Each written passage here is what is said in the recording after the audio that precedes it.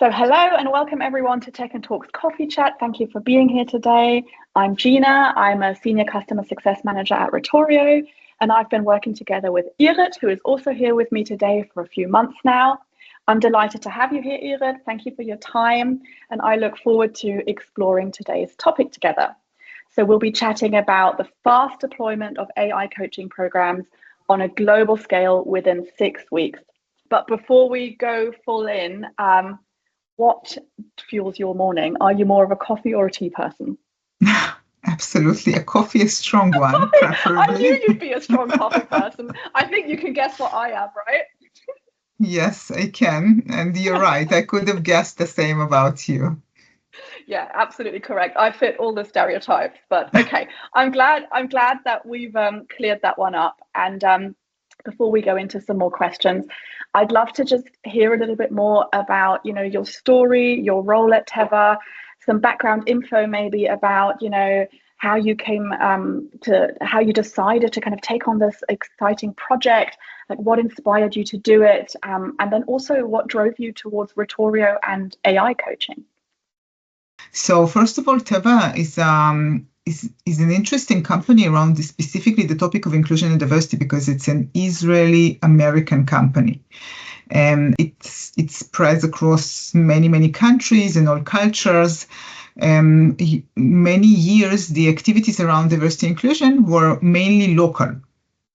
And then there was like a strategic decision that the company as a corporate wants to set an agenda around this topic and also to lead this agenda across all Teva. And it was a couple of years ago, and that's when I joined. And I think that my journey, my goal, which still continues, is kind of to build Teva's agenda around this topic and also, of course, to deploy it and kind of to embed it across the whole company. I will also say that it's very important for me and also I think for us as a company to have our own unique voice around this topic, which is very closely connected to our business. And we are a pharmaceutical company, so the connection is very natural. And I think that one of the kind of foundations of this program is the research that we conducted internally to really understand what is the neuroscientific basis of the benefits that an organization can have from having a diverse teams and inclusive leadership.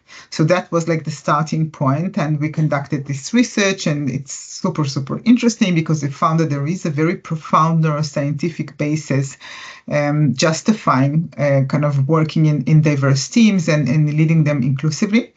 But then I had this huge challenge on how to deploy these concepts across all Teva, taking into account that, first of all, it's a huge company and we have thousands of managers across the whole globe, considering the fact that inclusion and diversity is very culture and geography specific topic. So when you look in different countries and different cultures, the target groups are different, the maturity levels of the society of the managers is different, the way people approach it is completely different. So if we think about Japan, Mexico, Russia, and Argentina, and of course US, Germany, France, but also Poland. So there are many cultures that we needed to address. And also, as a global company, one of our continuous challenges is how we can reach everyone, right? How we can reach all our learners and how we can convey like the story, the message, and the learning practices in an engaging, fast, and cost-effective way. So I think that what drove me originally to Retorio was this understanding that I must find a new way of doing this, a new way of deploying this learning program on inclusive leadership that we designed. And I have to say very openly that for me personally, it was also very important to find a tool that is going to be engaging and new and different. And also cool, okay, beyond like the topic itself, which I personally find very interesting and very important and very relevant. And I have to say very openly that I think that I found Retorio quite randomly on the internet. Okay. which was a great kind of thing that happened. But so you see, there were many reasons that drove me and that got me eventually to Retorio and to this partnership. Sounds good. I think it's important to, on such a large scale, to find a tool and a way that, reaches people and also like resonates with people. And of course, as you said, the topic that we're dealing with, it's an important topic, and how can we bring that to people in an engaging way? And I feel like, sure, it's like a work in progress, and there's lots of different things that we are working on as we speak, literally. Literally, literally, yeah. And so I think that the unique story that we are telling around this topic and the neuroscientific approach and kind of addressing inclusive leadership and what you really need to do as a manager to effectively lead all your people, that's always important, and even more important these days, right? Absolutely. I mean, it's a pertinent topic, and it's also, as you already referred to, it's also a challenge to kind of scale it globally, because it means different things in different places. Right. So that's a very fair point. It actually kind of very swiftly leads me into the next question, which is kind of connected. But can you tell us a little bit more about the vision when you embarked on this kind of global coaching rollout, and particularly when it comes to this important topic of fostering diversity, equity, inclusion, and belonging? So I have to say, first of all, that when I'm talking about like the end goal of this, so the end goal was and still is to kind of to provide to our leaders tools that will help them to shape their behaviors. This program is not around attitudes, okay? And it's not about knowledge that much. It's really about skills, which I think is the most important thing. And as I said earlier, eventually we want to ensure that our people, that our managers have the skills to lead effectively and inclusively people from all backgrounds. Teva is a very diverse company by definition because of the cross-national element, because we have people from many professional backgrounds working at Teva, so manufacturing organization, R&D organization, and everything in between. And so the need is there anyway, regardless of a specific, characteristic of movement of any specific country. I have to say that it's also, I think, part of our core values to make sure that our managers know how to manage our people inclusively and to create psychologically safe work environment, but also a very effective work environment for everyone that kind of strengthens or leads to high performance and innovation. So my vision was to give them the tools that they need in a very relevant manner for them, and I believe that this is what we are building yet. So we're still in the middle of the journey, right? But that's what we're trying to do. We're trying to build a learning that is truly aiming to change behavior and to teach skills through role plays that are being done with an AI avatar, which is very advanced and amazing in my view, at least. Yeah, no, absolutely. And whilst, the implementation and rollout happened in like a super speedy fashion, bringing the tools to everybody and having people, adopt and actually change the behavior, as you say, that's something that doesn't happen overnight. And that's entirely okay, because of course we want it to be lasting change, and instrumental change. As we've said, the program has been rolled out to 5,000 managers worldwide. In a very short time frame, 6 weeks, and it's no small feat, of course.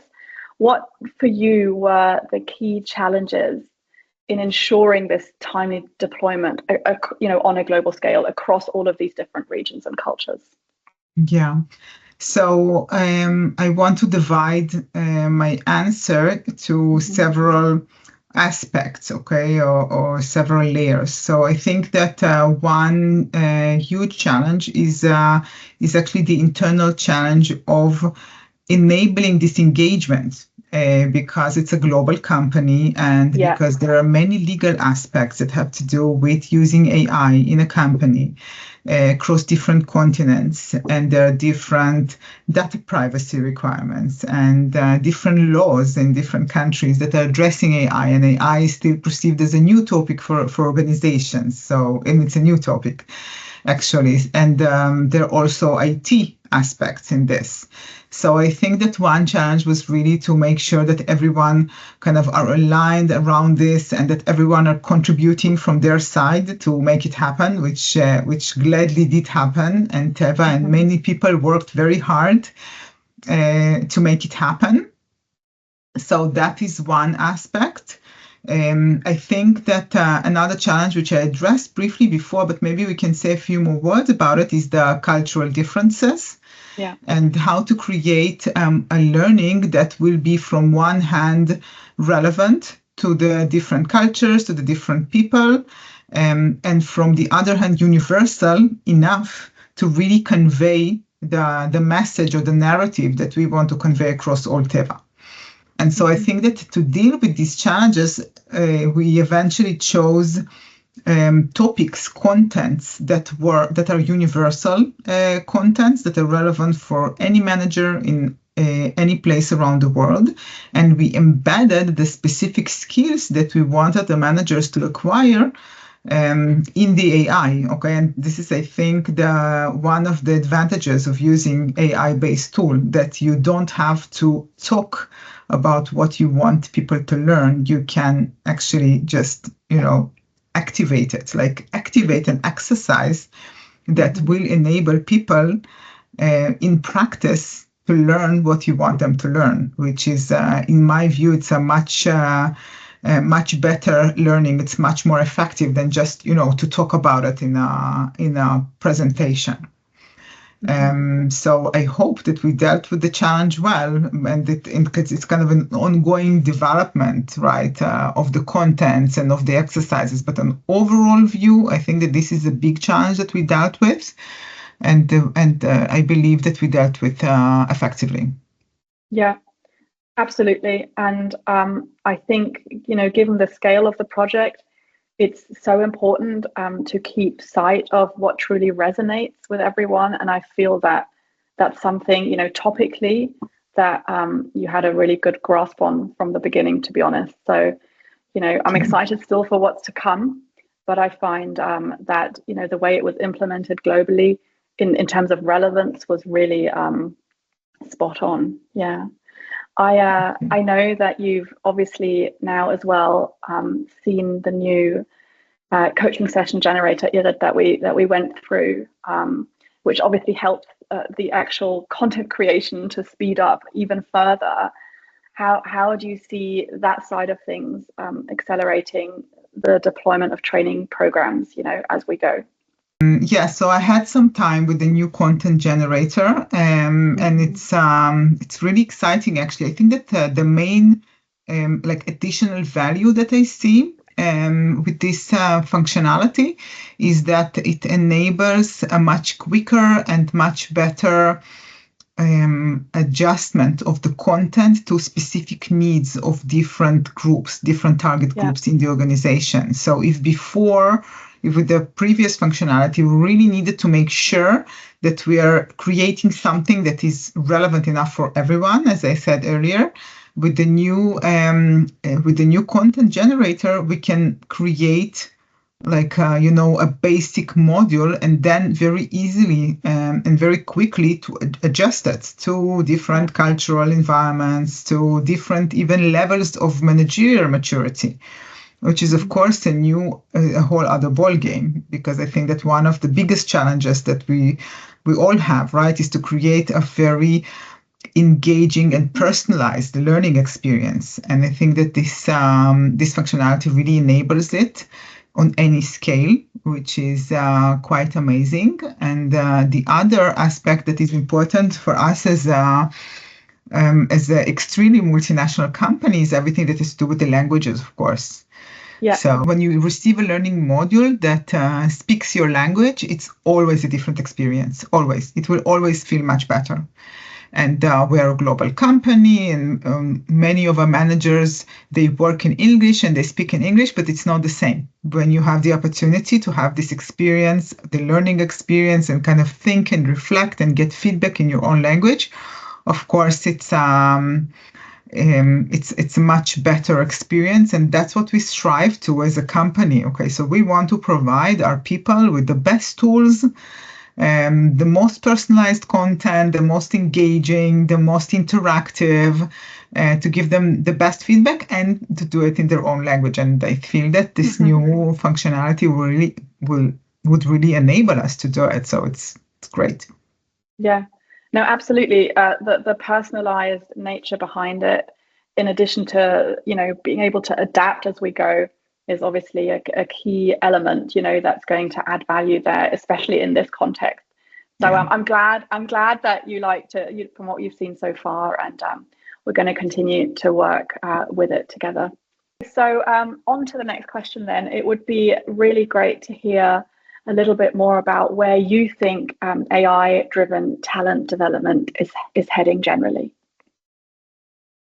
Well, I think that it's heading to the center of the stage, actually. Yeah, that's a good way to put it. Yeah, I really believe in it. I think that it really depends on the company, actually, if I want to be serious about it, because for different companies, it will be a different answer. So I can answer from the lens of a multinational, very large company with many, many managers spread across the whole globe. And for us, on many levels, and some of them I mentioned, okay, so the ability to create something that is standardized across the whole globe, and the ability to deliver something or a learning module to everyone at once. And also the ability, of course, to use the tool, to use the role play, is really, really important. And this platform, it really it created like a whole new world of opportunities that we really did not have before, and that we cannot reach using other tools. It has a very bright future just because many organizations truly need it. I have to say that with the ChatGPT and all other language models as they are evolving, so I think that it's going to be interesting to see if they're going to become a competition, okay? Because currently they're speaking, but they don't have like a visualization, and this is Retorio's biggest advantage currently, because it looks like a real role play with someone who you understand that is not a real human being, but they're close enough, right? With ChatGPT, you can write, you can talk to him, but you cannot really have like this conversation that simulates a real life conversation. What the future will bring, I don't know. But generally speaking, the ability to use such tools is super important. I also think that there is also a way to go, because many of the real life situations in organizations that we want to train people on, they're group situations, not one-on-one situations, right? That's right. It's going to be more and more predominant in, at least in big organizations, usage of these kind of tools, because they're really creating a completely new era of learning and of skills acquirement in corporates. Yeah. No, absolutely. And I think it's safe to say that it's a very fast moving space as well. I think you're right. I think it's more to come, You've obviously got a bunch of experience with this now after all these months of us working on this project together. Do you have any advice that you would give to other organizations looking to implement like a scalable and impactful training program? Thank you for this question. No, it's interesting. I had I had the opportunity to talk about it in a professional convention a few months ago. And actually, I was talking a lot about my advices to people that want to deploy such a tool and such a learning program. So I'll say that, first of all, and the most important, I think, element in this is to understand that this is like every change management process in an organization.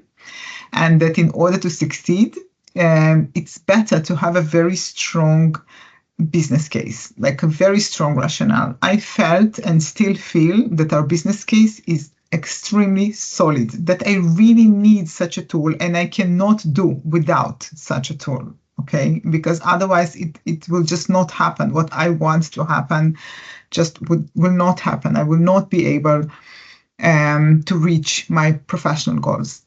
So a solid business case is very, very important, at least if you're doing this on such a large scale.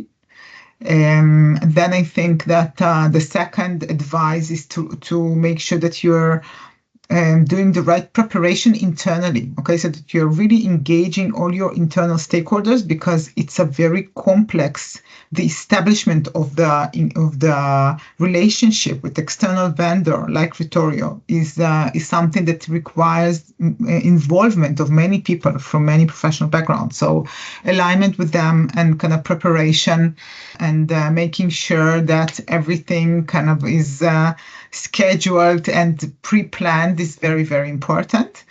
And the third element, which is extremely important, and it's important for me to mention it, is the partner, like the external partner, the vendor. Yeah. I think it's almost like a professional wedding. So it's such a close relationship, and it's at times complicated. The relationship is not complicated, the situation is complicated, and they think that above all other, like all the professionalism, all the great features, what I can very certainly say about Retorio, that you're like the best vendor I ever worked with, like personally. All the people that I met are really amazing to work with.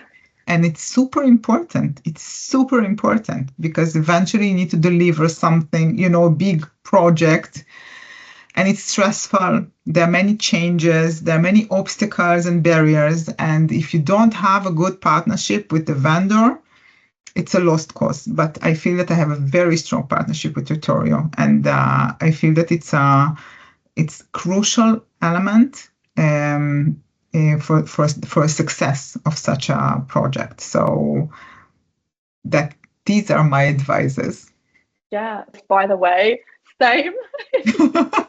You know how we feel about working with you, and I mean, you're right. It's the biggest part, of making this work successfully. Absolutely, the people behind it on both sides, the way we work together. So I couldn't be more in agreement. Just, I guess, to kind of finish off, would love to hear a little bit more about, what are your expectations with regards to the coaching platform in addressing, the needs of your leaders? Where do you have any kind of ideas or suggestions? Like, where do you see the evolving platform kind of to better support them in their learning? Yeah, I thought quite a lot about it, and I think that there's several aspects, like two main aspects that I want to address in what I would wish for Retorio, okay, in the future as a tool. So the first aspect or element, we discussed it previously, is everything that is to do with cross-cultural sensitivity. Yeah. Because eventually, for me, as a corporate function, I'm committed to provide a positive and personalized experience for all cultures. And they know that it's a big challenge to create a tool that's going to be culturally sensitive, or even will be able to understand and to interpret differently facial expressions or kind of behaviors from people from different cultures. But for me, as as someone that has clients, managers from all across the globe, I understand the importance of this, because people they don't understand the users. They don't understand that it's a technical limitation. Okay, and then the experience that they have is that the system doesn't understand them, which is a complicated experience. And so I think that, people that work in global companies, of course, they are aware of this like common, cultural rules. But eventually, when you are in a learning situation, in individual learning situation with an AI-based coach, so you really want them to understand you. This also applies to language, because many of our managers, for example, are not English native speakers. So that's also absolutely something to address. To what extent does the AI is sensitive to people who are not English native speakers, like myself also, of course. And so this is kind of direction number one. And direction number two is to create functionality that is going to be more in a direction like of a personal assistant, like of a coaching Siri kind of thing that people could just consult with on questions, even if the questions are limited, okay, on pre-configured topics. But if I have now a conversation with someone, with Joe, and I really need advice on how to conduct myself more inclusively or more effectively, and I can ask Retorio for an advice and get a response on the spot, I think that could be really amazing. Yeah, it's an awesome idea, and it's always great to hear ideas and feedbacks and inspirations based on the work that we're doing together. So that's really valuable. Thank you so much for that. I feel like we've gone through some really important points of discussion, and it's just been a really nice chat. And I hope, Irit, that you can make it to our event in Frankfurt in May, the Tech and Talks event, because it would be so awesome to have you there to continue the discussion. But I think to everyone listening here today, it would be great to hear your stories and challenges as well with regards to rolling out internal training programs on a large scale. So get in touch, stay connected, let us know what you think, and see you next time. Thank you very much for being here, Irit, and I'm sure there'll be more of these to come. Thank you. Thank you for having me. It was fun. Thanks. Always.